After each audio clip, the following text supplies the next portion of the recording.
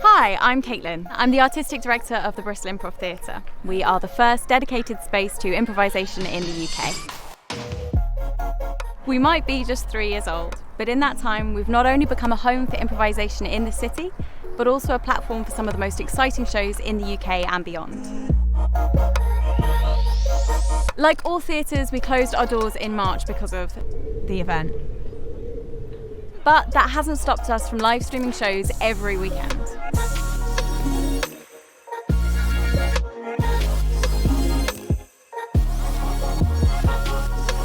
We want to continue to bring a bit of laughter, music, and joy into your homes for as long as possible.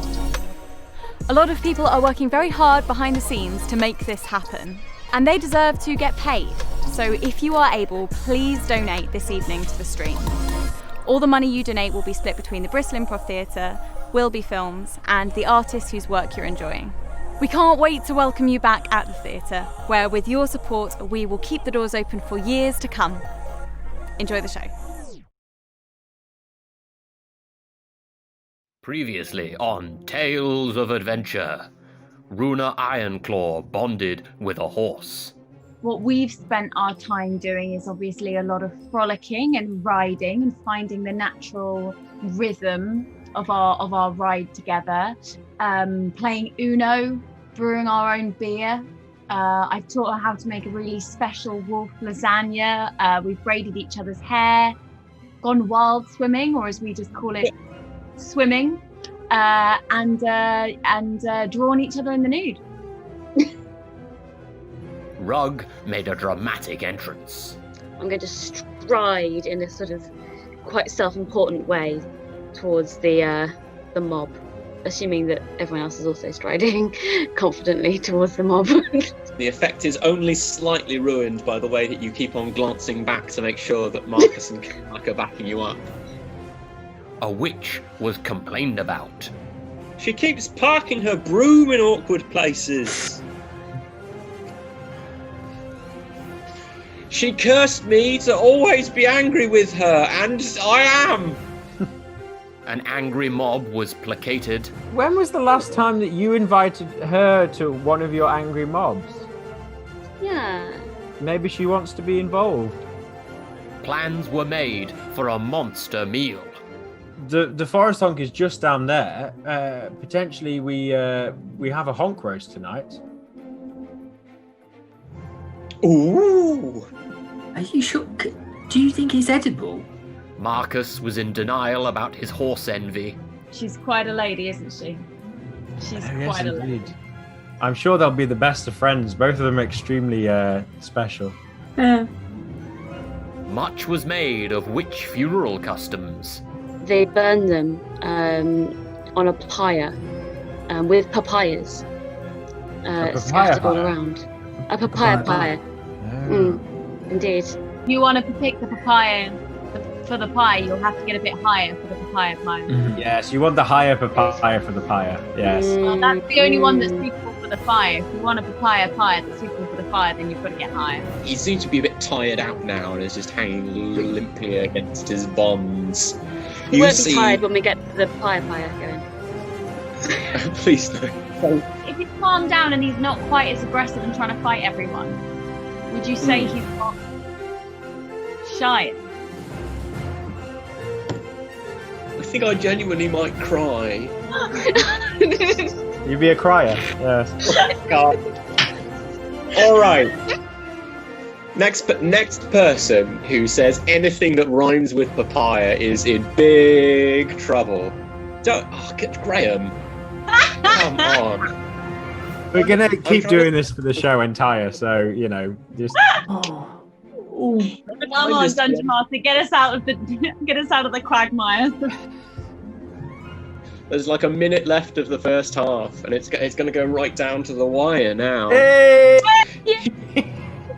Marcus wrestled with a moral dilemma. Marcus kind of looks around sort of awkwardly a little bit, and then he's kind of wrestling inside with himself because he's never had to do anything like this before, and he's gonna take out his sword and he's gonna chop off his head.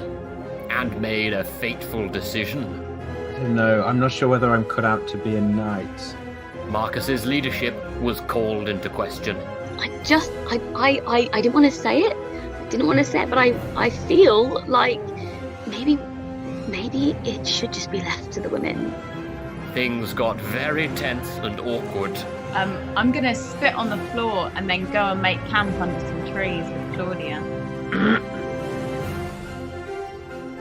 And a growing rift threatened to tear the party apart. What's the Lady of the Lake going to do about the system?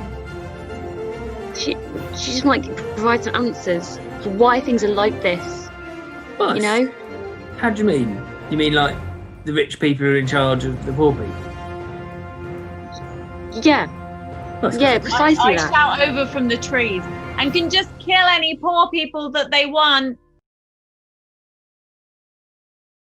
Greetings, travellers, and welcome to Tales of Adventure, the show where Dungeons and Dragons, improv and storytelling join together as a ragtag band of misfits on a quest to fight evil. Since the dawn of time, people have gathered together to tell tales of heroes, villains, and worlds of fantasy. Since approximately 1974, nerds in basements have used complicated systems of rules and dice rolling to help them tell their tales. And I'm very sorry, but somebody in the chat has just said, "Whoa, where did Vsauce come from?" And I will not stand for that. How dare you? I have had a haircut, but that's nothing to get up in arms about, audience. Since 1974, nerds in basements have used complicated systems of rules and dice rolling to help tell their tales.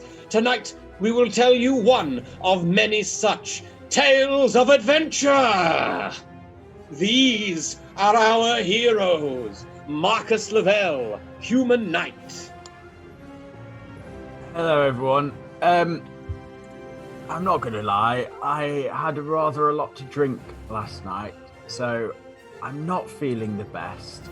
And I'm pretty sure I've ended up in some kind of stable, and my mouth it tastes like sandpaper, and that's all I'm feeling at the moment.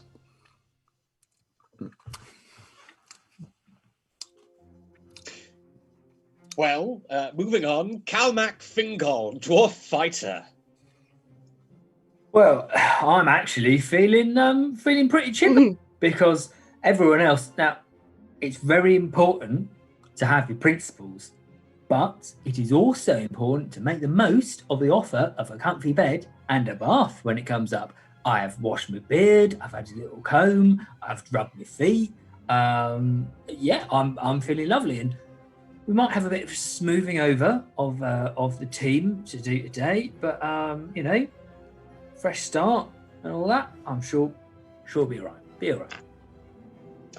Rug, Human Garden Wizard. Well, I have had quite a troubled night's sleep. I've had lots of dreams about honks trying to raid my village, and I feel like I need to go back there. I'm worried that people back at home need me, and whether the world is just a little bit big for me. It's all gone quite horribly wrong. I'm on work experience. I'm trying to be a good garden wizard and spread the joy of nature, and I've had a good night in my leaf bed, in my shallow hole under a tree. That's been quite grounding. Just see where the morning takes me. I'll meditate on some moss for a while. And last, but by no means least, Runa Ironclaw, Werewolf Barbarian. I also dreamt of home in my makeshift camp at the side of the village, and I've awoken feeling homesick and confused and angry still at the turn of events of last night. After a wonderful day that I spent soul bonding with Claudia, the return to the human world, one that I'm not used to because I am a werewolf, I've not enjoyed. And the more I learn about Pelvane and its customs, the more I wonder whether this is the place for me or whether these are the companions for me. Ooh, it's gotten tense. And so, as we face the repercussions of Marcus's actions last night and its fallout with the rest of the party, it brings us into tonight's episode, the morning after the night before. Yeah. Yeah, it's night as in with a K, because Marcus is a knight. That's right. Today's pun episode's title makes sense at the beginning of the episode. I've seen the error of my ways. Dawn breaks, and those of you who slept outside are obviously going to wake up before those of you who slept inside. That's Runa and Rug. You both decided to sleep at the border of the woods, at the edge of the site of the honk feast from the night before. As the sunlight steals across the rolling fields and gently pokes between the trees, it washes across the detritus of last night's momentous feast. There is a mostly picked clean honk skeleton still stuck on a giant spit over the embers of a gigantic fire. There are some birds picking at the scraps of meat left on the bones, and their gentle cawing is kind of your wake-up call. There isn't a convenient rooster nearby to do the traditional cock-a-doodle-doo. But you find yourselves awake. What you doing? I might go into the woods and try and catch something for breakfast. Uh-huh. Anything in particular?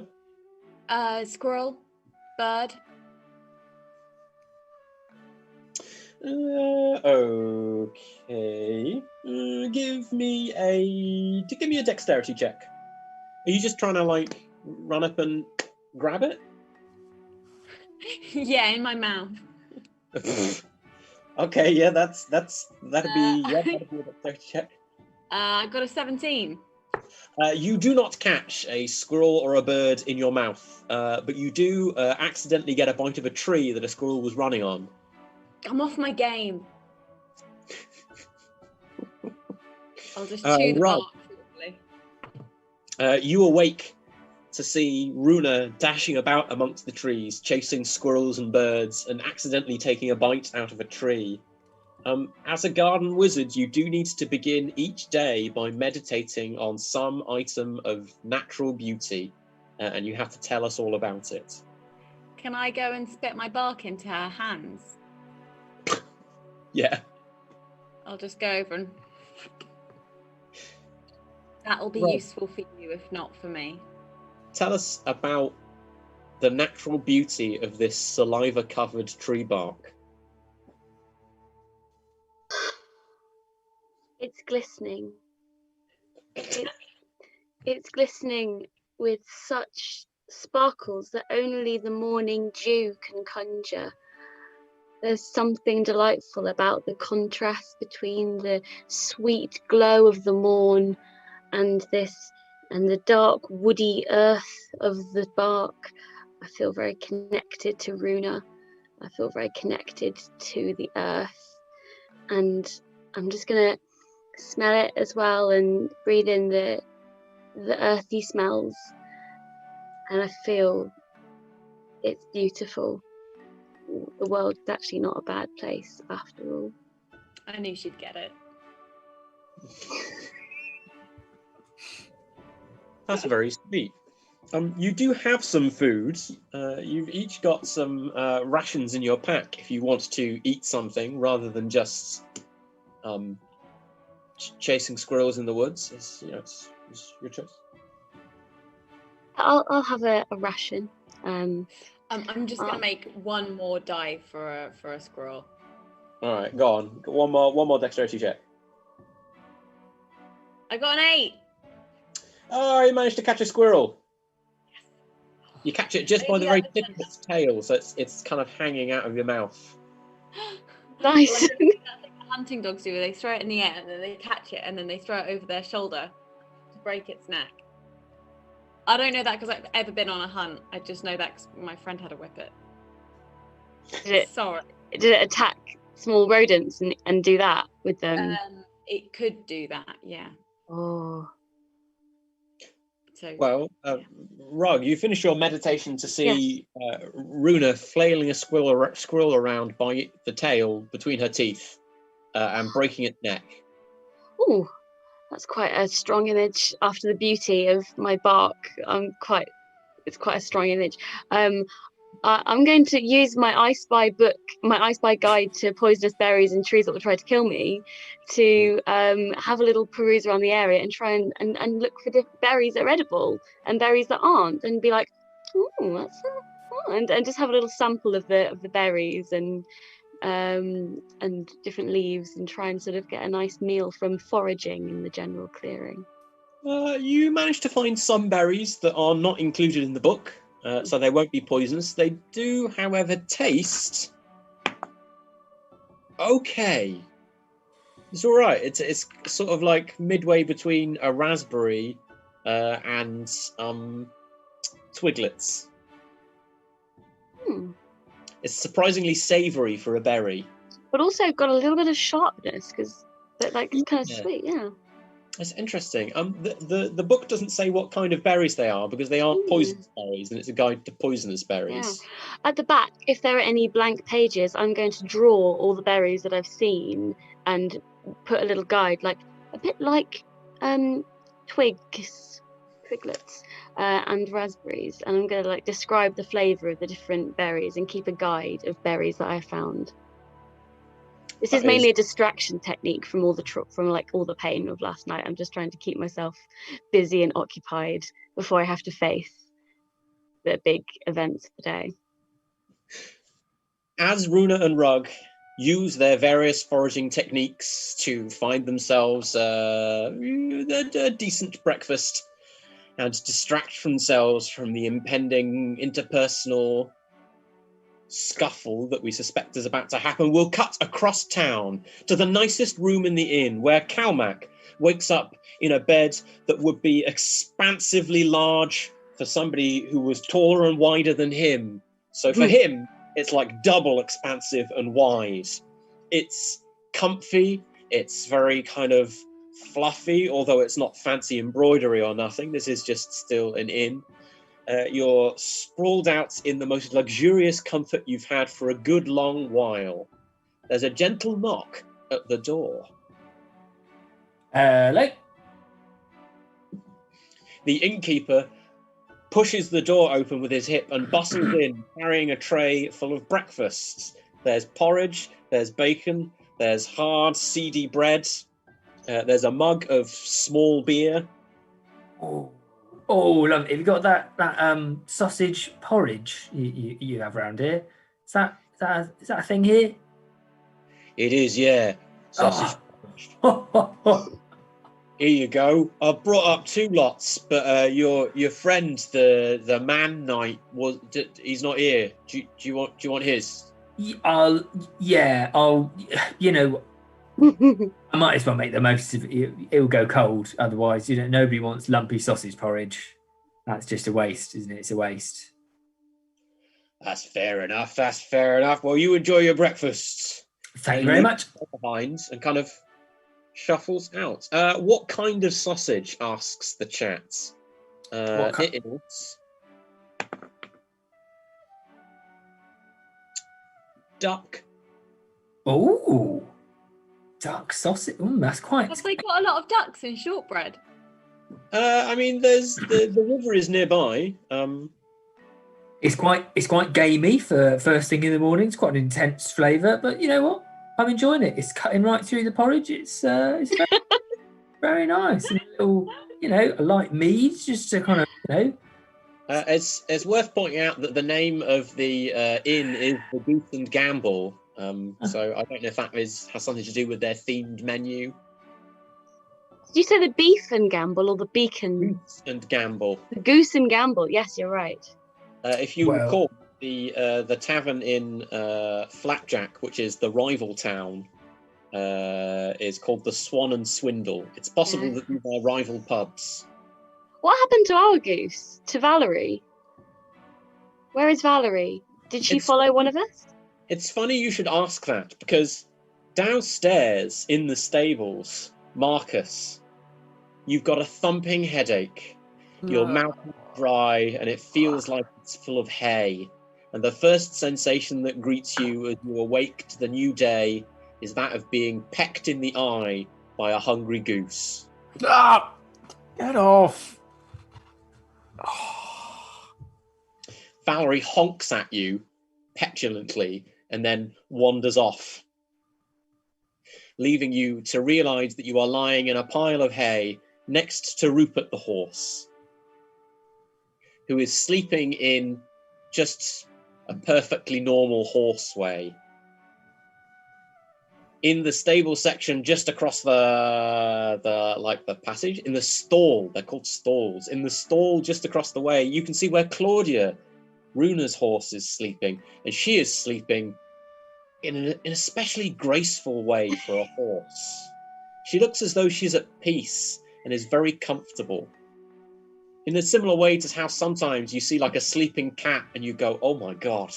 You have that feeling momentarily, but with a horse. That's fair. So I look over there and then I look back at Rupert and I'm just ruffle his hair, ruffle his mane, and then get up, follow the goose out, and I'm going to try and find. I smell bacon, so I'm going to try and wander into the Goose and Gamble and see if I can get some breakfast. That's what I feel I need at the moment, and some bread for old Valerie. You actually enter the main body of the tavern. There is actually a connecting door between the stables and the inn itself into the common room, just as the landlord is coming back downstairs from having brought Calmac breakfast upstairs. He's quite surprised to see you. He goes, "Oh, I'm sorry, your lordship. I didn't see you come in there. Up bright and early, I see. Breakfast?" Yes, well, if possible. I hear very good things about your duck bacon. He frowns at you for a minute and says, "Do you mean duck sausages?" Oh, yes, of course, yes. Did I not smell bacon as well? Well, bacon only comes from pigs, my lord. Oh, is that right? Sorry, I've very rarely cooked myself. Yes, if I could get some of the sausage porridge, that would be amazing. Honestly, one of the best things I've actually discovered recently. And do you have a bit of some nice bread that I can feed my goose? Valerie has actually followed you into the inn and honks expectantly from down at your hip. She's quite hungry. Certainly, sir. I can sort you that right out. You take a seat in the table there, and I'll bring it over to you. Thank you very much. And I'll go and sort of slump down in the corner and try and find a place that's a little bit more shadowed than most of the places. And so each of you has had your breakfasts and felt the after effects of the way that you chose to spend the night before. Eventually, though, you are going to have to get down to business for the day. What is it that you want to do? Rug has to go a little bit deeper into the forest to go and find Lamp, who she tied to a tree. So she fed Lamp a ration hours ago, so Lamp should be okay.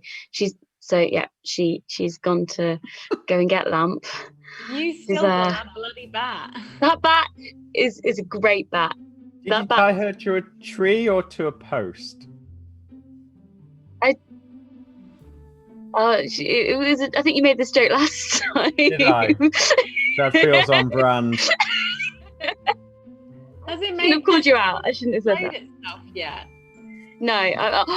Oh my God! It depends whether I get there and if Lamp has flown away or like managed to break free from her bonds. So I'm gonna find Lamp. I'm gonna go on a bit of and because Rug has just remembered about Lamp and she's feeling quite guilty, she's gonna be running through the forest like Lamp. It'll be quite stressful. Are you going to go with Runa, or are you going to just leave Rug to her own devices in the woods? I'm going to leave her and start packing up camp. I'm going to do that thing where, the person who's really pissed off just like gets ready really quickly and then just waits for everyone else. Like, you're going to wait for everyone else at the edge of town? Yeah, in quite a passive aggressive way. Oh. Slash, I'm just not very good at dealing with feelings and rules. So I'm just keen to get out of here, I think. Okay. So I'm going to pack everything up, wait for a little bit, and then when people don't immediately turn up, I'm going to be like, and then I'm going to go to the inn and stand at the window like this. Try and see what's going on. Okay, Rug, make me an intellect check to see if you are how quickly you're able to find where you left Lamp the Bat last night. I got a 18. Oh, you run desperately through the forest, shouting, "Lamp! Lamp!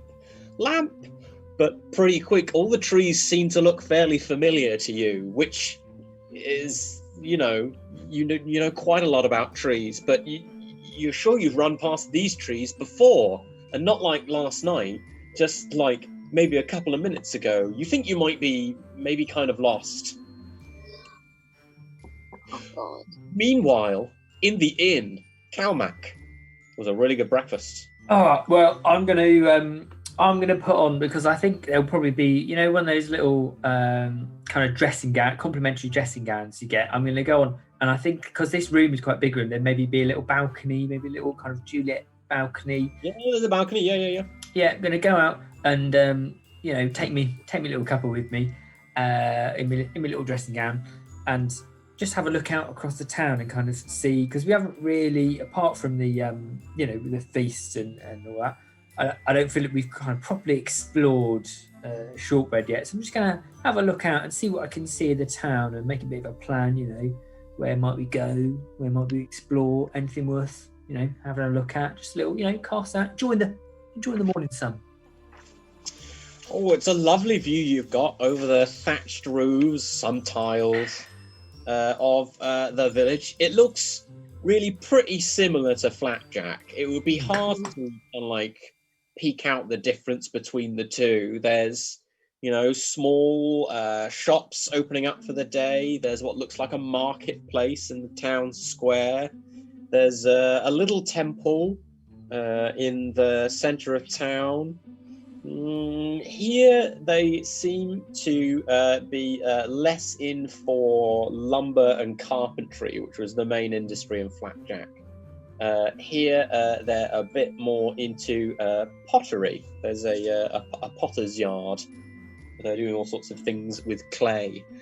You can also see the comings and goings of the townsfolk as they begin to get up for the morning. You can see people moving farm animals around, people opening up their shops. You can see Runa striding quite angrily down the street towards the tavern. She doesn't appear to notice you up on the balcony, and strides her way to the window of the inn and looks in through the window. Marcus, your breakfast was all right. It was pretty good. Maybe that, you have the fleeting impression that somebody cooked maybe 3 lots of breakfast and served the best 2 lots to somebody else, and that you got maybe slightly burned sausages or over-stewed porridge. But it's still good stuff. It's nice, just not maximum quality nice. Well, it's probably exactly what I need right now. Yeah, good greasy solid foods. How's Valerie looking with her bread? Is she all good? Valerie has devoured the bread thoroughly and is looking very content as she's kind of nestled under the table. Awesome. Cool. I'm going to pick some straw off of your trousers with a contented honk. Perfect. I feel like we're bonding. She's clearly a special animal as well. So I'm going to I'm going to see if I can have a chat with one of the staff that are there. So it seems to be only the landlord in at the minute. Okay. I'm going to see if I can have a chat with the landlord and say, we heard rumor here that there was an elf living nearby. Is this true? He frowns at you for a minute. An elf? Yeah. Aren't they elves that wait, no. No, I know. You want what's his name? Lives on the edge of town. Howl. That's his name. Calls himself Howl? Howl. Oh, Howl. Yeah. Don't know why they pronounce it like that, because he spells it Hywel. Like Hywel. That's who we want to talk to. I don't. Why? What's the chap like? Oh, he's very bookish, keeps to himself, not very popular, because the whole thing. Sure. Yes. The whole history of the. He's a bit funny. Oh, in what? If we were going to go and chat to him, then is there anything we should stay away from in terms of topics, or? Oh no, he's harmless. If he wasn't harmless, he wouldn't be living in town. Somebody would have done something about him. But Yes, that's a very good point. Just a bit funny. Yes, I've seen the angry mobs. Yes. They call that kind of thing egg-centric. He's egg-centric. You say? Yeah, I guess that means he's like really interested in chickens. Yes, I've heard that as well. Yes. Chickens, so it's a bit of a mystery to me. He glances over your shoulder and frowns slightly. As you look to see what's made him frown, you can see Runa peering in through the window with, I think you could only probably describe it as a foul expression on her face. Is she looking at me, or is? Yeah, she's looking at you.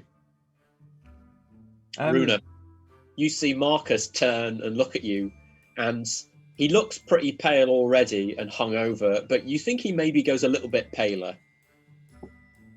I'll turn to the landlord and say, would you mind bringing another couple of portions of the sausage porridge, please? Right you are, my lord. And thank you for the information about Howl. He just chuckles as he ankles over to the kitchen and through to prepare your second breakfast. Now what?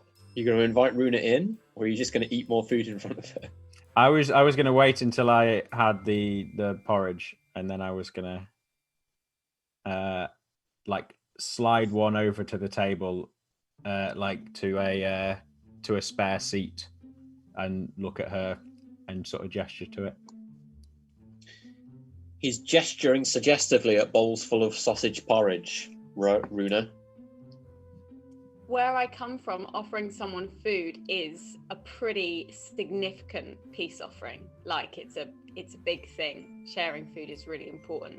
So even though I'm very, very cross, I kind of wonder, how did he know? And it's very, very, very rude to refuse. It's like a big olive branch. So I'm going to sidle in and sit down and just start eating.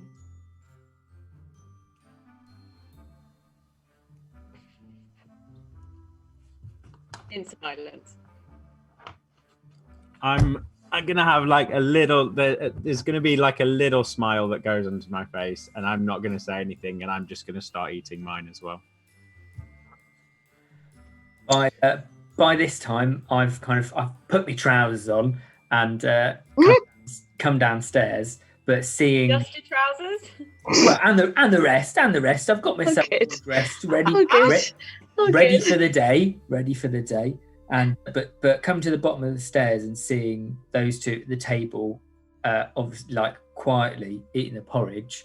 I'm just gonna hover gonna hover over by the bar, just as if I'm making as if I'm looking at things, just to give them a few minutes on their own, kind of thing, just keeping an eye. Yeah. Meanwhile, look at the menu. In the forest, Rug. All of these trees are definitely the same trees. You've definitely come past this place before. In fact, you're sure that this is where you left Rug. Not Rug, Lamp. Twice to one of these trees, but you can't see Lamp anywhere. nor, indeed, the rope that you used to tie her to one of these trees.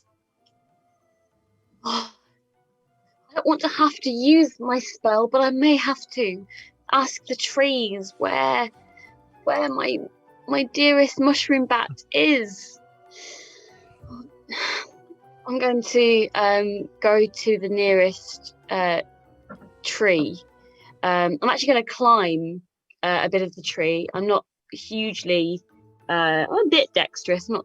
So I'm going to try climbing the tree to try and get a bit of a vantage point and kind of be like, see if I can see or hear or smell lamp anywhere. I'm not going to make you roll to climb a tree because Okay. you don't need to climb it particularly quickly, and you've literally spent your entire adult life working with trees and around trees and in trees. So you'd probably be pretty good at climbing trees. Okay, that's good. You- Okay, so Oh, carry on. no, I was going to say, what can I see? Can I see?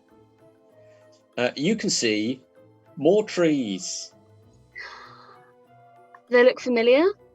Do I get a sense of where I am now? Do I feel? You've got a pretty good view of the forest canopy. You can see the town off in the distance, and in fact, a little way off to your left, you can see a faint plume of smoke drifting up through the trees. And as the breeze brings just gentle wisps of this smoke over in your direction, you can smell papaya. What? Gosh, that smells strangely like papaya. That must be. Okay, so that's Helga's house. That's the town. It's probably going to be somewhere over there. Okay, so I've got a vague idea of where I think it'll be somewhere between the town and the hut. It'll be over in that direction. So I'm going to climb down. That's Okay, then. somewhere between the Shire and the Pyre. Somewhere between the Shire and the Pyre. But you'll probably crack it if you climb a little bit higher. Usually, Don't- most things are solved that way. Don't do this to me, please. I'm re- I'm begging you.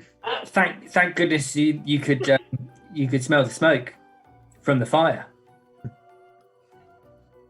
Again! All right. You know what? I'm gonna cut this entire forest mini adventure short because I'm so sick of these goddamn papaya gags. This is what happens when you say the word papaya. I'd That's what forgotten. happens. You've only got yourself to blame. You Can't say papaya near us. Do I find the bat then? do Is that what you're saying? Great. triangulate using the position of the village and the position of Helga the witch's hut, and you manage to find Lamp, who has actually somehow managed to fly around in circles and wrap the rope that you used to tie her to a tree all the way around the branches of the tree until she's stuck as though she'd been tied to the tree by some kind of sadistic, malicious person with control over the universe who might have some vindictive feelings about a string of papaya-related puns. Don't take it out on the bat, Stephen. The bat didn't do anything. What did the bat do? The bat's just flapping about. I'm going to be like, I'm so sorry, Lamp. Oh, gosh. And I'm going to untie Lamp. And I'm going to hold Lamp. And I'm going to look into Lamp's eyes and be like, if you want to leave, you can leave. Lamp is actually sleeping because it's daytime and Oh, okay, yes. Not Like- fun. averaged out to, well, every time the sun rises in the morning, she tries to fly up and throw herself into it. But obviously that doesn't work. She gets very tired very quickly and spends most of the day asleep. So I've been saying this what- to the sleeping form. Yeah, if you want to lift up one of her eyelids, you can look into her bleary eyes and you get the sense that she is somehow content. Lamp, I'm going to untie you. And if you want to flap next to me, we're going to Shortbread. I'm going to Shortbread to meet up with the rest of the gang. You can come with me. Or you can stay here and live a life of freedom. It's up to you, Lamp. Maybe I've meddled too much in nature. Is she I'm going going- to live a life of freedom though, or is she going to go and fly directly into the sun? This is what we need to know. I think it's suffering to like force her to come with me. I feel like I need to know if she really wants to be with me. I can help. Just fly with me. And if ever you feel like the urge to fly into the sun is getting too strong, I can tie you up again, and that's okay if that's what you want. I just want it to be like something we've agreed on rather than me dragging you. Okay. So I hope Lamp has understood all of this. I've had a really big speech. I've got quite invested in it and really heartfelt. I'm going to put Lamp on a branch. Hopefully she's stirring a little bit now. She's awake, and I'm going to let go and be like, What's behind door C? As you turn to head back towards the village and your friends, you can hear from behind you, just faintly, the sound of gentle flapping as Lamp the Bat follows you back into town. Meanwhile, in the pub, Calmac, the menu's very short, in that there is not a menu.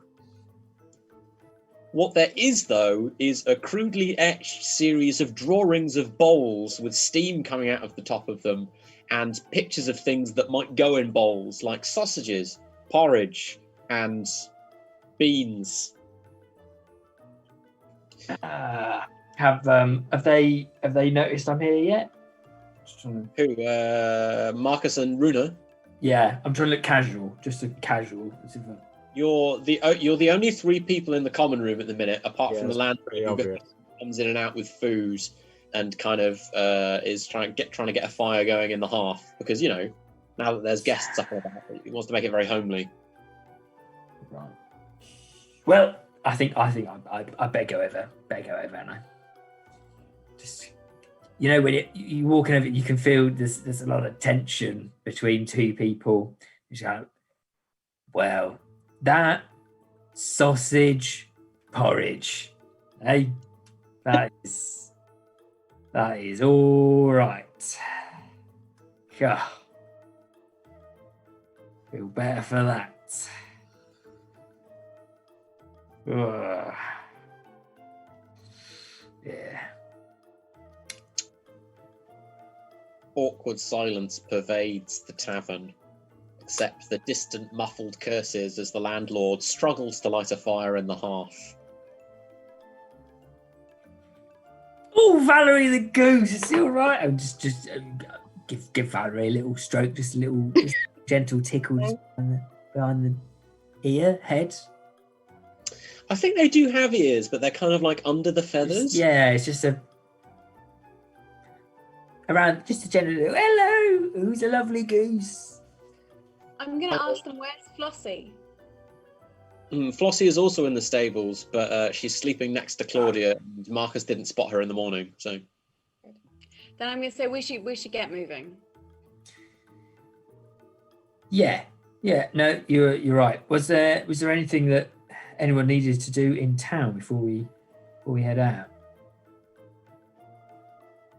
I need to go and bury Durful. I'm going to stand up and leave the pub and go and get Claudia. I'm going to... Oh, no.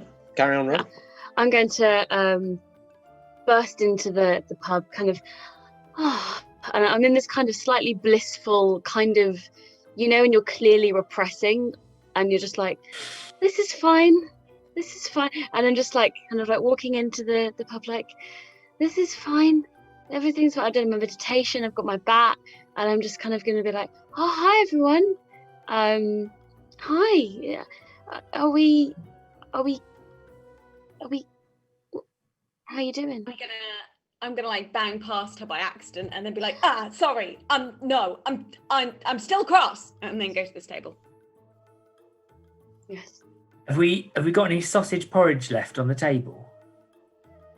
I didn't eat all of mine. There's like half a bowl. Perfect. Rug, it's a bit of sausage porridge. Yeah, can I get a bit of sausage? Get a bit of sausage porridge in you, eh? Come on.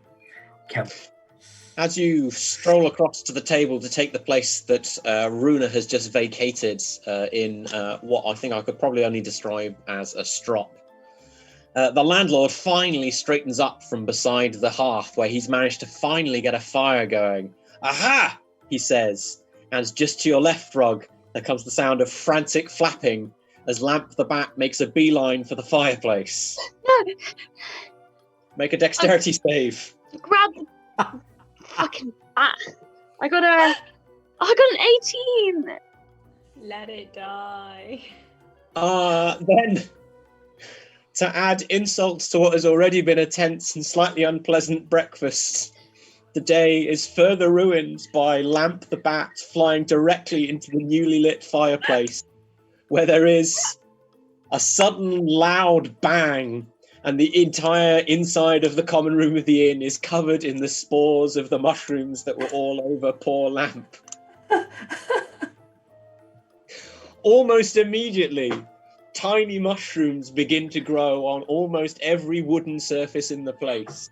Anything that's possible to grow mushrooms on is starting to grow mushrooms. There's mushrooms growing on your porridge. There's mushrooms growing on the tables. There's mushrooms growing on the bar. There's some mushrooms growing in Calmac's beard.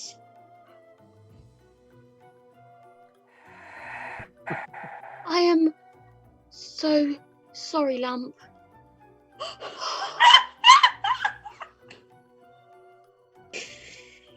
And with that, the first death of a member of the party, Lamp the Bat has finally succumbed to his innate desire to set himself on fire and spread his mushroomy spores to propagate the mushrooms that colonized their bat body. Will any other members of the party meet their demises in seemingly innocuous ways in the town of Shortbread? Will the party agree to disagree about this whole executing people thing and get on with the business of looting some tombs? Will something more dramatic happen than the explosion of a poor lost bat? Find out in the second part of tonight's episode of Tales of Adventure in 10 minutes' time.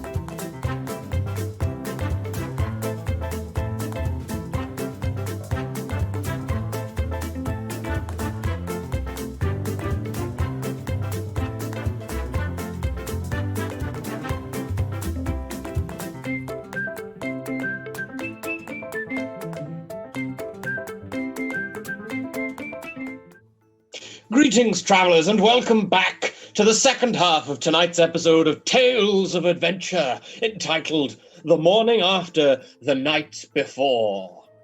In the aftermath of poor Lamp, the mushroomified bat, throwing themselves into the fireplace to fulfill their biological urge to explode and spread their mushroomy spores, our heroes find themselves somewhat rudely ejected from the inn because the landlord really didn't like that. And so the four of you, plus Claudia and Rupert, the horses, Valerie, the goose, and Flossie the sheep, find yourselves on the street in front of the Goose and Gamble Inn. It's now kind of mid-early morning, and there is a full bustle of townsfolk coming and going around you. Several people give you nods and respectful kind of greetings as you pass, some of them very respectful to Marcus the knight, although some of them, who perhaps didn't meet you last night, give you quite puzzled looks, because normally knights are women, and you are not a woman, you are a man. It's a bit weird to see a man in a knight's costume. Makes you think they're doing like fancy dress or it's part of a prank or something. Yeah, I get that a lot. You do. Runa, as everyone emerges from the tavern, you can see that they're covered in like weird dust, and that Kalmak has some kind of mushrooms growing out of his beard. And the landlord from behind them seems to be shouting some quite angry things. I'm assuming I heard the bang because it was probably quite a loud bang. Yeah. So I think I would have snapped to when it happened, and seeing them come out, I'm like, oh yeah. I'm gonna go over to Kalmak and just start pulling the mushrooms out of his beard. Thanks. I'm gonna go back in and just tip the innkeeper a gold for his trouble. He looks at the gold and then throws it back at you. What do I want bloody elf money for? Sodding adventurers and your exploding pets? Why don't you take it back and throw it down whatever hole you got it from? Okay, I'll give him a silver then instead. He is accurate. We did get it from a hole. I mean, They must know about it. fair They must- play. Yeah. They're well informed. Can't deny that. I mean, there are certain stereotypes about adventurers, and you guys are fulfilling quite a lot of them to this poor innkeeper. Yeah. It's annoying when that happens. Are the mushrooms harmful in any way? You don't know. Why? Have you eaten them? No. You ate some of them, didn't you? No, but I smelt my fingers and then I licked them. Okay. Roll a d10 for me. I like the illustration. Carmack looks like a fun guy. Yeah. Oh.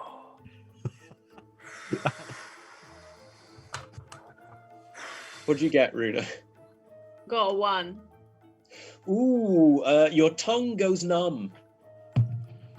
My tongue's gone numb. Interesting. I'm gonna start kind of brushing my beard out a bit more animatedly. Kind of.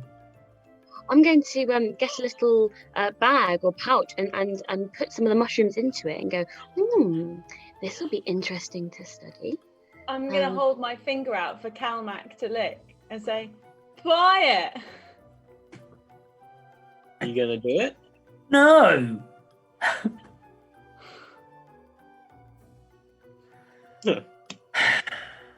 He won't lick your finger, Runa. But People here are weird. what are you guys doing? Currently, you're just standing in the middle of the street, licking each other's fingers and plucking mushrooms out of your friend's beard. I think we should.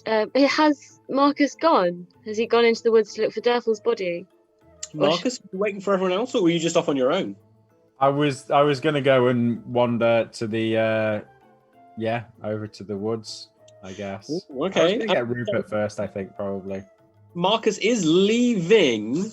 He's probably just down the end of the road. You could still follow him if you really wanted to, I suppose. Yeah, that's what I want to do. I'm gonna grab Claudia, start walking with her, and then in a really, really cool move, I'm gonna grab Calmac by like the back of his like leather armor or whatever he's wearing, and like jump myself and him onto the horse. Ooh. Very impressive. I'm going to ask you to make a strength roll for that, because it's not easy to lift a dwarf just onto a horse one-handed. Yeah, that's fair. Well, I got a 14, so that's a shame. So what you do is you grab Calmac by the back of his armor, which is probably actually more knitted cloth with maybe some strips of metal on it. Leather armor isn't actually a thing. It was just made up for D&D. It doesn't. There's no such thing as leather armor in the real world. What you do is you pull yourself off of the horse on top of Calmac. Sorry. Claudia looks down at you, and you get the impression that she's kind of realizing now that your friendship is going to be one of where she's the classy one and you're the kind of adorable friend that she loves nonetheless for your ability to get into like japes and escapades. Yeah, I think she was fully prepared for this during our soul bonding session. That's what it's for. So I'm just going to climb on and then give Calmac a hand up. Standing nearby, I'm going to put my stuff into the ground and kind of finger in my mouth and see what way the wind is blowing. Right, so which way to the Lady of the Lake? I'm not quite sure anybody really knows where she is. It's sort of a bit of a semi-mythical. I mean, I believe that, like last time I heard, she hadn't been seen for a good few hundreds of years. There's also rumoured that she's still alive. You would know, as you've got the history skill, you would know that the last time that the Lady of the Lake was seen in person was 748 years ago, when the capital of the Elven Empire was sunk beneath the sea, Atlantis style. You also know that anybody who tends to say things like the Lady of the Lake is semi-mythical, right, tends to be very unpopular around these parts. Right, okay. So I'll sort of... Would Calmac know that? Maybe not. Okay, so I'll go to Calmac and say, I wouldn't say that too loudly, old bean, around here. She's very popular. Also, Ragu,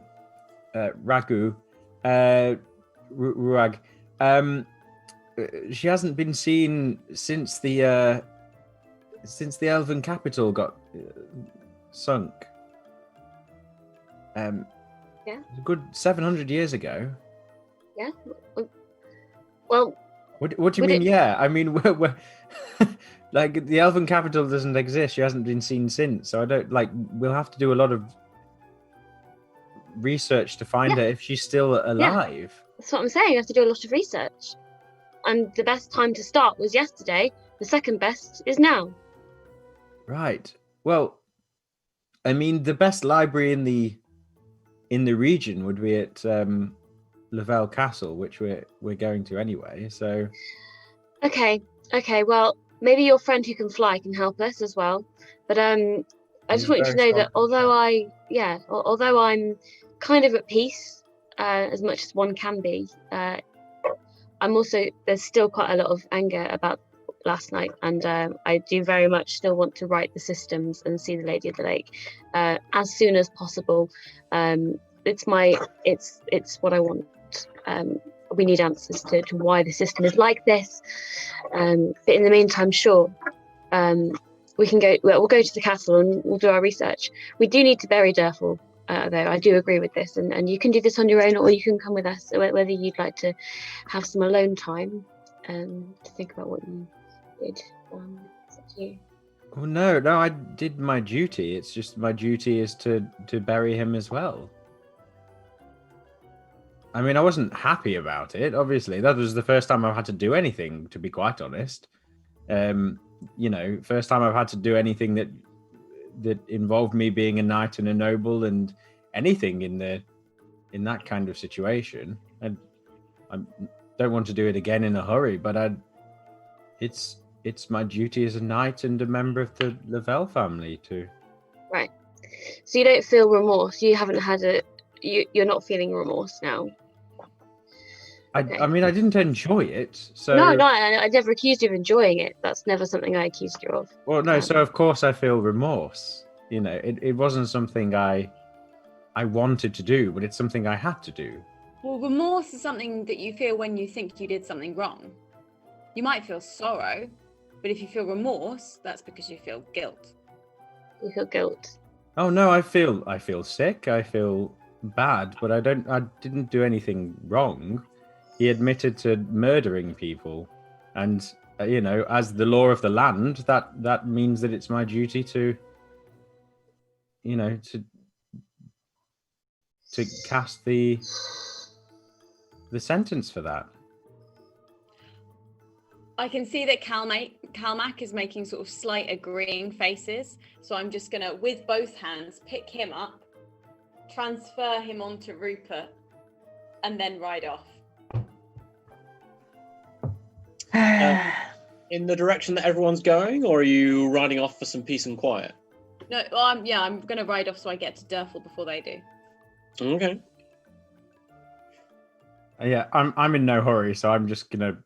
I was walking next to Rupert anyway, so I'm just gonna keep walking. But now Calmac is on Rupert. I mean, she just needs a bit of time. I think a bit more time. It's different. Different worlds, isn't it? We all live in very different ways, and I think the wolf people are very different to the people around here in Pelvane. So. Well, so I'm learning. Yes. Yeah. Really, yes. I didn't expect that sort of reaction, to be quite honest.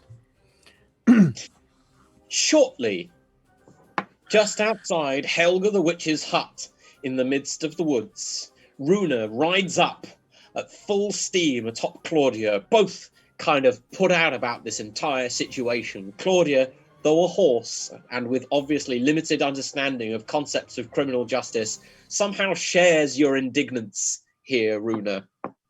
That's what you get from making a big... But she's empathetic. That's what you get from 6 games of horse bonding Uno. It is... I love how everybody just nodded there. We're like, yeah, we do know what you mean. We know exactly what you mean. Yes. Yeah.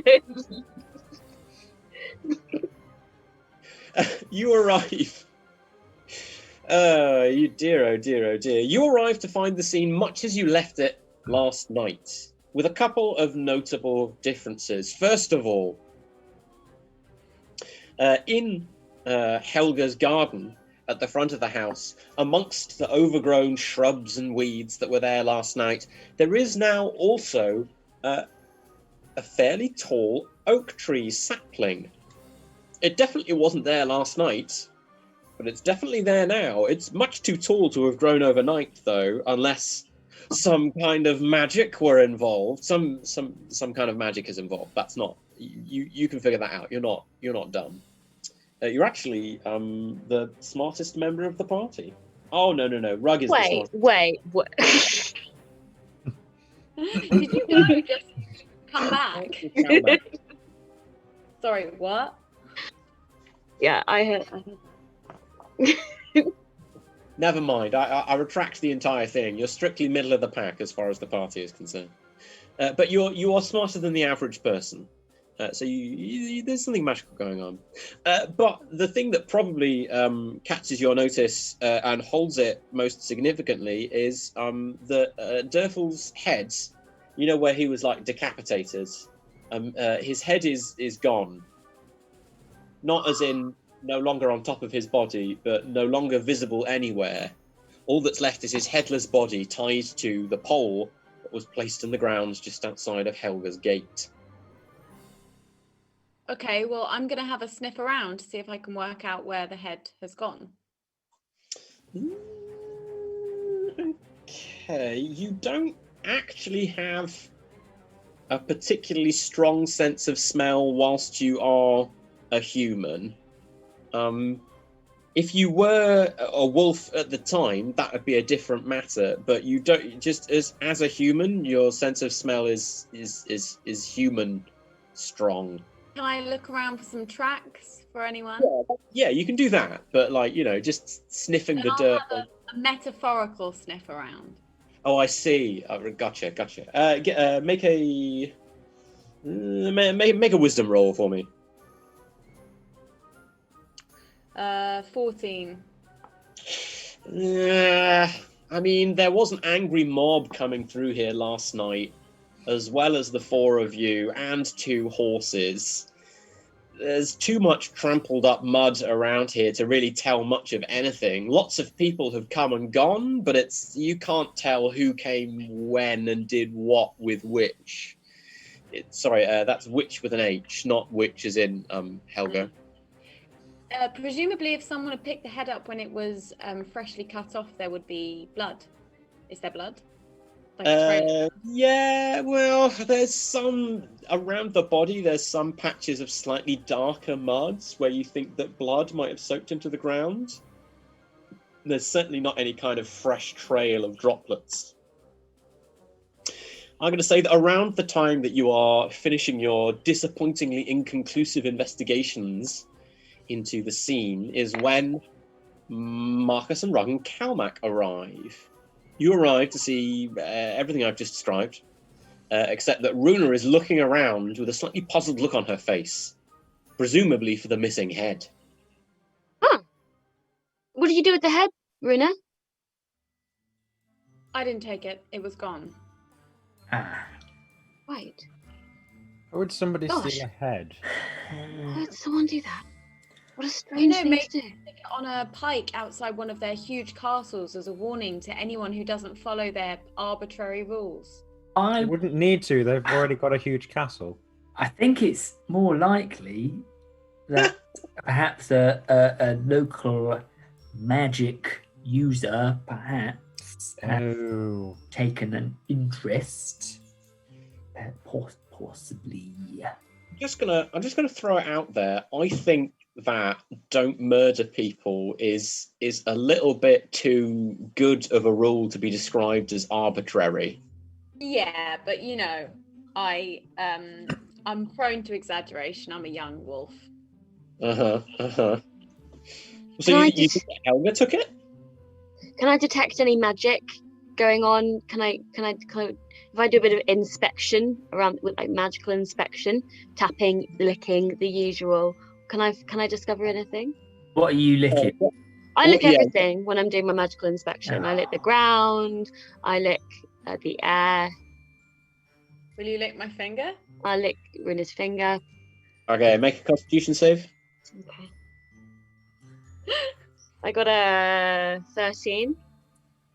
That's a pass for you. That's actually a critical. Oh wait, no, it isn't. No, I'm 11. Wrong. I think. No, that's a fail. Your tongue is now also numb.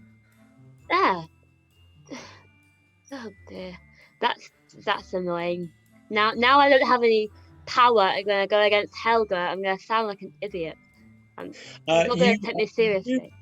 However, get the chance to figure out what's going on from all of the things that you licked before licking Runa's finger.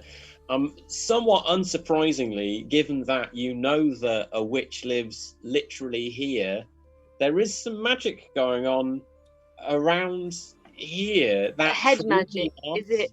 Is it decapitation based? Is what I was really on the hunt for. I'd say, like, you don't know too much about the specifics of magic that you've not studied.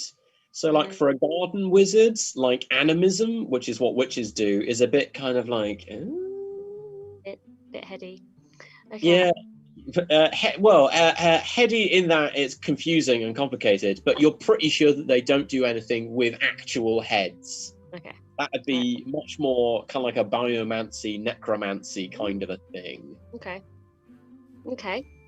Can I I mean, just you Did- could can I interrupt to give some decapitation facts?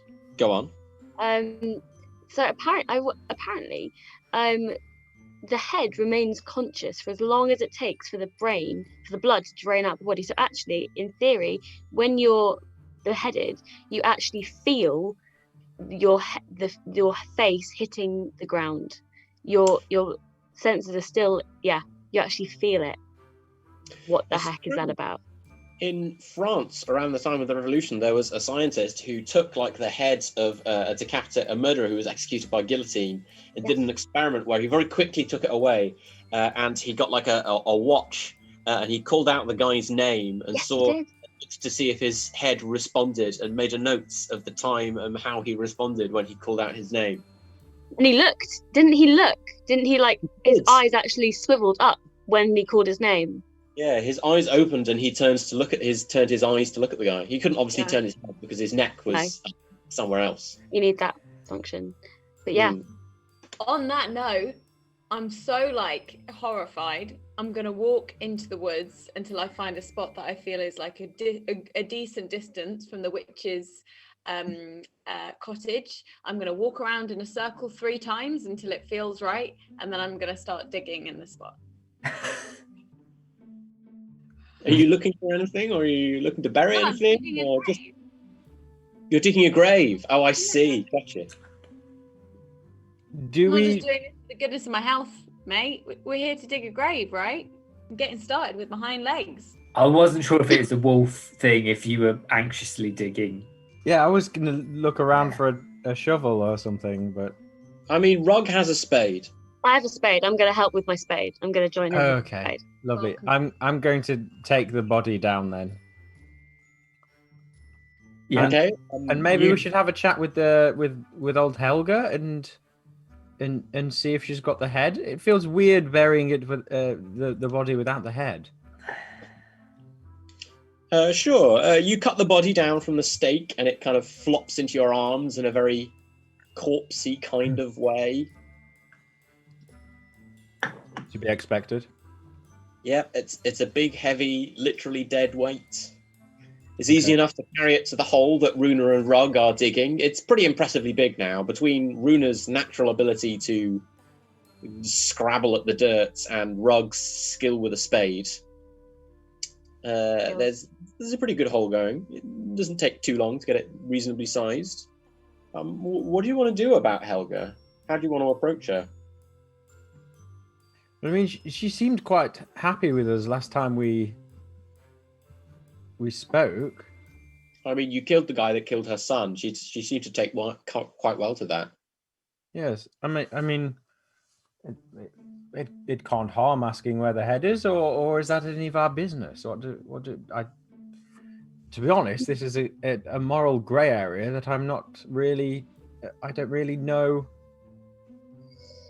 I think to do strange things with a dead body is full on weird, and I feel like this Durfel has gone through an ordeal. He was a traitor and a liar, and stabbed and a murderer. He did do these things, but he didn't deserve this, and I feel like burying him properly would make this better. So I vote to go and ask Helga to give us back the head. We know she's got it, and we want to bury Durfel, please. Well, we don't know she's got it. We're assuming that's the best guess so far. We'll do a soft entrance. We'll We should find out. I wouldn't go accusing a powerful magic No. user. No, we'll do a But soft let's, start. We'll yeah. do some We have zero loose evidence. questions. Yeah. We'll No, Rug's right. Doing anything dodgy with dead bodies is straying into the weird, not cool territory. So we should find out to make sure, because that's not all right. There is a line. There's a line. Okay. I wouldn't usually interfere in things that aren't to do with me. I wouldn't usually, but we're involved now. We're involved in this, and we need to make sure that we do it right. Okay, let's go and talk to Helga. Okay. Confidently striding once again. Confidently striding up the garden path towards Helga's door. As you raise your hand to knock on it, it swings open to reveal Helga herself, who looked as though she was just about to leave the house. She's got a rather tasteful floral print bonnet on top of her otherwise completely monochrome black outfits. It's weirdly disconcerting. She looks up with a look of faint surprise at the four of you and says, "Oh, what do you all want? I was Hello. just about to go shopping." Good. That sounds nice. We're just looking around for. We're here to bury You take the Durfall. head off that body. No, he took the head off that body. She points Who's at. he? I saw him do it with his sword. Good strike, that. One go. Normally it's like 3 or 4, and it's like a big mess. Bits but of did meat you take it flying away? everywhere. Yes, we've come to bury the body, Helga, and the head is no longer here. We, If you, we were just wondering if knew you've anything about it. seen or know anything about the head being absentee from. Have you got it? Have you got his head and are you doing weird witch stuff with it? Have you got it in a jar? Are you doing experiments on it? Are you taking the eyes and the nose off so that you can use them? That's a lovely hat, by the way. Yes, what a lovely print. Kind of Frowns. slightly kind of like kicking Runa in the back of the shin. Helga frowns and gives Runa an extremely dirty look. No. Why would I have anything to do with the head of the man who stabbed my son in the back? What a horrible thing to say. He's dead? That's good enough for me? Well What's that? then, we won't keep you. If you want to go off shopping, then off you go. So be it. I Have don't you seen suppose- anyone around here? Huh? Have you seen anyone around here? Did someone come and take it? I don't know. I spent most of last night doing some delicate magics to get my son's soul tree to grow. She gestures at the sapling that's growing in her garden. I am very impressed. We saw, is that Take on and then spend all night over the bloody cauldron. Haven't had a wink of sleep, and now I go out to get myself some nice wine to celebrate the justice being brought to my son's death. And who's on my doorsteps but a gaggle of adventurers coming to accuse me of stealing heads? Honestly, do I look like a necromancer? She glances down at her entirely black robes and says, "All right, I look a little bit like a necromancer. That's fair. But I didn't take his head. Wait, Maybe a necromancer did." wait. Corvair the elf. He was a bit weird and weird, wasn't he? But he's nowhere near here. tits? Elves? Also, Valerie honked when she said gaggle, by the way. Yes, but he's like nowhere near here. How do we know? He wasn't that far away just a couple of days ago when we were in that hole. He could be just as close as we are. He could be in the same, he could be in any, he could be the bartender. He could be in disguise. Would you mind if I just left? Oh, no, yes. Well, we're sorry to bother you. Sorry, yeah, sorry about that. Yes, no, you. Thanks. Enjoy your Okay. wine. Would you also mind leaving as well? It's my garden, and I don't want you hanging out in it while I'm not here. Yeah, sorry, that is a bit Right. weird. Sorry. You're right. Sorry. Okay, all right, we'll go. Guys, I think Corvair's had us. He's been. I think it's. I've got a gut feeling. That's not what I've got a gut feeling. I just think it's. What, I think we should go and see that elf. I think he's got the head. what do necromancers do with a head? I say as I'm starting to fill in the grave. Weird, dodgy, not right things, probably. I'm not sure. But I mean, To be honest, no. I don't know much It's about every- it. It's always creeped me out a little bit. it's It's really creepy. reasonable kind of thing to do with a decomposing head. I can't think of a reasonable thing to do with it. So There's nothing reasonable. probably weird and dodgy. Yes. It's the only thing it's the only place I think it could be with the elf, with Yeah. that necromancy elf. And I think we should put our heads together. That was a slip of the tongue. I'm sorry. Yeah. To find. I'm sorry. No, I've ruined it now by saying that. I'm sorry. Yeah. No, but I do think that that's what we should. I didn't mean to be insensitive. Well, what about this other elf, this Howl fella who lived on the edge of the village? Do we think it's worth asking him how he? Yes. Well, at Maybe the other very elves, I least, think. he's an eccentric guy, so it'll be, a story to tell. Yes. But I mean, I don't know how much elves hang out. He might know something. He might have gone to him as a fellow elf. He might have escaped from the Yes. hole, having come back to life after 700 years, and gone straight to the nearest elf friend. Could And- do. But yes, that's very true. But also, he could just be an elf and living there. So maybe we go and say hello. I mean, I've got assortment of old elven books that I've been looking to get rid of. He might be interested in. He might buy them from you, though. Yeah. Might be a exactly. collector. So Okay, it's not going to be a wasted journey either way. Well, yes, no, and it's yes. I mean, when was the last time you met an elf outside of Corvair? Obviously. No, Miss Elf. That's Oh, the okay. only time I've met an elf. I've never Yeah, met apart- another apart- one called it. Yeah, apart from him, actually. Yeah. Two elves in Really? one adventure. I think that's pretty good going so far. Well, you finish filling in the hole with poor Durfal's body at the bottom of it. It's been reasonably hot, sweaty work, but you've divided it up between the four of you. So, sorry, actually, Calmac, you didn't say you were helping. Were you, or have you just been kind of? Oh yeah. No, I'll definitely pitch in. The spade is mildly unwieldy because it's kind of not quite the right dimensions for me. But I'm kind of used to handling the hammer and stuff, so it evens out.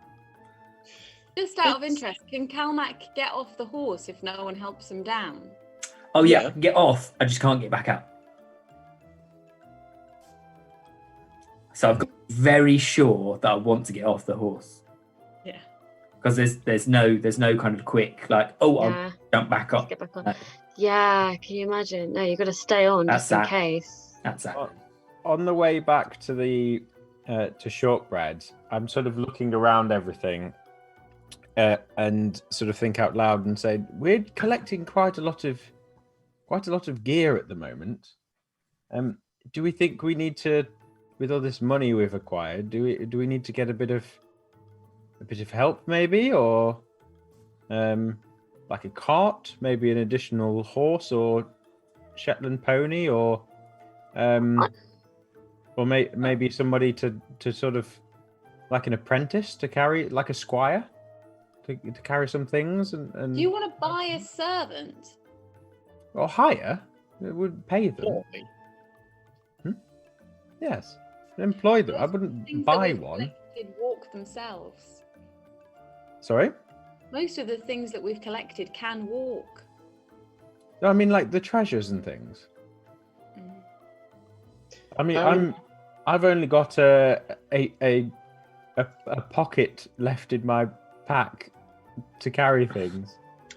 Runa, when you were investigating the horses to find your lovely mount, were there any reasonably proportioned perhaps ponies or any shorter legged varieties? Just out of interest. Yeah, I think there was a whole Shetland section, actually. It's slightly more traditional for dwarves to ride goats, actually. Although they probably don't have good riding goats in this part of the country. You need to be up in the mountains. Yeah. Oh yeah. Riding goats good for the mountains because you can hang on to the horns. So when it gets really steep, you're not going to fall off the back because you can hang on to the horns as they're going up. In fact, one of the most intimidating sights in the world for an invading army is to see a unit of dwarven mercenaries on goatback riding along the side of a mountain directly down towards you. Remember that scene in The Hobbit where Billy Connolly does that, and and it's kind of bad, but it's also pretty effective. Do you remember? I've do- never seen The Hobbit. You You haven't seen The Hobbit? No, Do you fair. know what? Don't. It's not a great film. It's not a great film. Billy Connolly's in it for like 10 seconds, and that's kind of good. And he's riding a ram. But yeah, Well, you get Is he wearing clothes? Yeah. Oh, it's unusual for Billy Connolly. You have to ask. He's wearing many layers, woven layers. It's pretty good. It's a highlight of a very, very strange film. Sorry, continue. Sorry, I interrupted. You gonna buy horses or what? I'll get a horse. I think that could be a good idea. Then we've I'd got love a horse. we can all be mounted. We've got a bit more space to carry our things. Yes. I'm more au fait with cows. But if You they don't can't have, riding cow. That's not how they I know work. exactly. No, I'm more au fait with just being around cows. I've never really been around horses, so I'm a bit like, okay, it's just a cow. It's just a cow with a mane. It's just a cow with a mane. It's just a cow with a mane. I whisper to Claudia, "You're not a cow with a mane." Cow with a mane. Cow with a mane. Cow with a mane. All right, you can stop to buy horses on the way through. Howell's house is on the far side of town. Do you both want to buy horses? Yeah. I get myself a little pony. Yeah. Okay. You can Shetland, buy a horse for the low price of 15 gold pieces. You've both got like gold coming out of your ears at the minute, so the fellow at the stables complains about being paid in gold, but is gonna take the price. Thanks. They've got a much less good selection here, so I'm not going to let you quibble over what quirks you get. I need you to roll 1d20 each and tell me what you get. I got a 13. Your horse is also nothing special. I got an 18. Welcome. I hate it here. So, Calmac, you acquire a horse that has a slightly steely look in its eyes, and in contrast to the other horses that tend to be smiling, has not quite a frown, but a very firmly set, neutral expression on its face. Your horse is stoic and is immune to weather, disasters, and fear. Wow. That is my kind of horse. What a bloody great horse. What My are you horse naming? is fine. Should we? I could happily listen out to the kind of the whispers of the winds of inspiration for any. I'm not sure what should one call a particularly stoic Shetland pony. My Yeah, nothing special. Your stoic horse is kind of like low slung to the ground. I don't want to call mine either. I might also open mine up to the forces that be, and just wait for inspiration to strike. Nothing special. What does my nothing special horse look like? Is it just like a plain old sort of? I mean, it seems to have been drawn as a perfectly normal horse, Yeah. but with It's got quite a curly mane. It's got quite. Like a sort of horse Tracy Beaker, isn't it? Yeah. Yes. That would make it slightly. The name suggestions from the chat are Bruce Nain, Clothes Horse, Clothes horse. Beaker. Beaker. I might go for Cup. I might Cup. call my Cup. Yeah.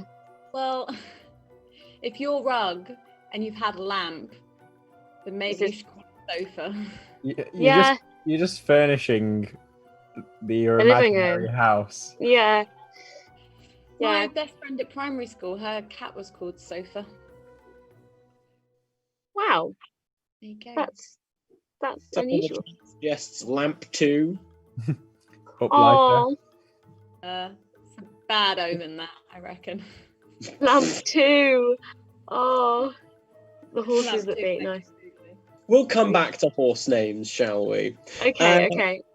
You, after buying the horses, you're making friends with them, and they're making friends with Rupert and with Claudia. Slightly more friends with Claudia than with Rupert, and with Flossie and with Valerie.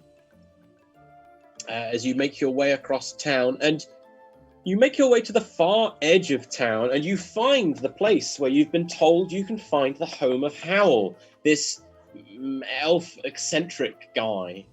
It's more of a cottage than a house. Kind of just sat on a little hillock on the far outskirts of town, not really near any other buildings. There's quite a long path up from the gates towards it. And there is a handwritten sign on the garden gate that says, "No elves at this address." It's strange that they specified that. Yeah. Most houses don't have that. I'm gonna break in. You're going to break in? Yeah, like quietly through a back window.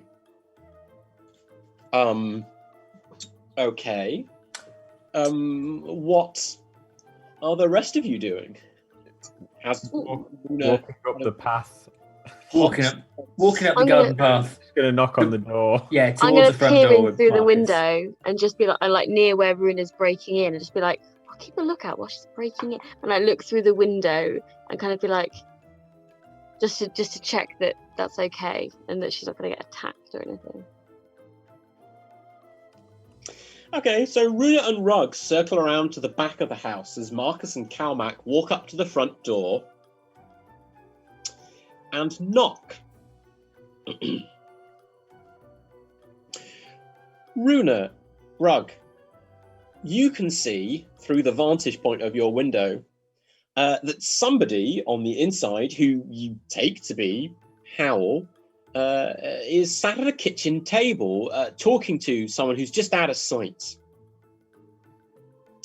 Howl, if it is Howl, appears to be a quite short, plump fellow with pointy ears and a very thin hair, which he's done over in sort of like a comb over.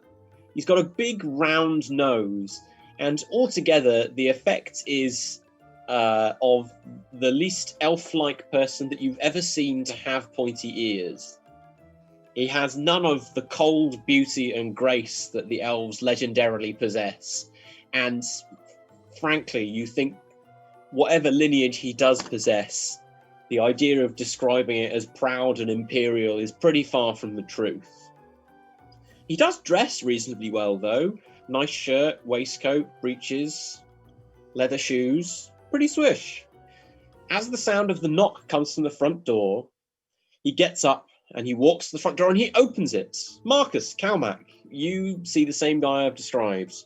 He looks slightly frowningly at the pair of you and says, "Look, the sign on the door says that there's no elves here. We've been over this. It's just the ears." Hello. Are you Howl? I am Howl. I'm a normal human man with pointy ears. Oh well, we excellent. We heard that you were somewhat of an expert. I wonder if we could talk to you. Oh, his face brightens up considerably. You're here to talk about history or something? Yes. I'm personally very interested, as is my colleague. We have a number of old books that you might be interested in. As a matter of fact. Whip fantastic. out an assortment of old elven books. Well, how lovely. Ever since I got the ears done, everyone who comes round tends to be coming round saying, "Are you an elf? We hate elves. We've come to run you out of town." Then I have to explain what's going on. You got the ears done. Yes. I've studied the history of the elves, and you could say I'm a bit of a fan, not of their atrocities and oppression of all of our peoples for thousands of years. Not that stuff, but all the rest of it, the art, the culture, the technology, the magic, that kind of a thing. Yeah, I met a wizard who said he did that kind of a thing, and I thought, why not? Yeah, sure. Everybody likes a bit of elf improvement. Fucking hell, man. I love Steve's reaction.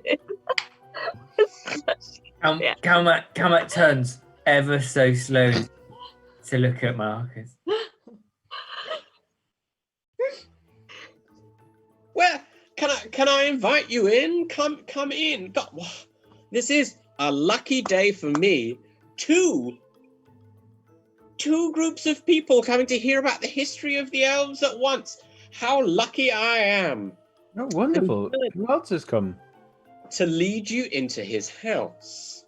And he calls out, my friend, some more history seekers have come. Runa, Rug. As Howl calls out, which you can hear muffled faintly through the window that you're peering through, you see from the other side of the table that you couldn't previously get a good angle on, a cloaked and hooded figure stands up from the other side of the table. This is plainly who Howl had previously been talking to. He's tall and lithe and strides towards the doorway out of the dining room, and as he does so, he pulls back his hood to reveal an incredibly familiar face. The face of a man that you've met all too recently. But the last time you saw this face, it was on a severed head rolling on the forest floor. This cloaked and hooded figure, whoever they are, is wearing the face of Durford. Who is this strange, hooded, cloaked, face-stealing figure, and what interest have they in poor Howl the historian and his magically altered pointy ears? What have Marcus and Calmac gotten themselves into? Will Rug and Runa spend the entirety of next session outside the house looking through a window as people have plot-significant conversations? Is there going to be any actual adventuring and action in the next episode? Find out all of these questions and more answered next time on Tales of Adventure. But before you go, fair travelers, why not join us tomorrow night on this same Twitch channel for the Ultimate Lockdown Quiz Show, You've Gotta Be Quizzing Me, or every Friday and Saturday for streaming shows in the same place. If you also want to learn how to do some improvised things, check out the Bristol Improv Theatre website at improvtheatre.co.uk, where you can find all of our courses, some online and some now tentatively in person, because we've been taking steps to make doing things in person safe once again. As ever, if you would like to draw something that has happened in today's episode and send it to us, you could win prizes in our fan art competition. I've completely forgotten if there was anything else I was meant to say, and I'm running out of steam, which has just completely derailed the momentum of the ending, but that's it. Bye-bye, everyone, and good night.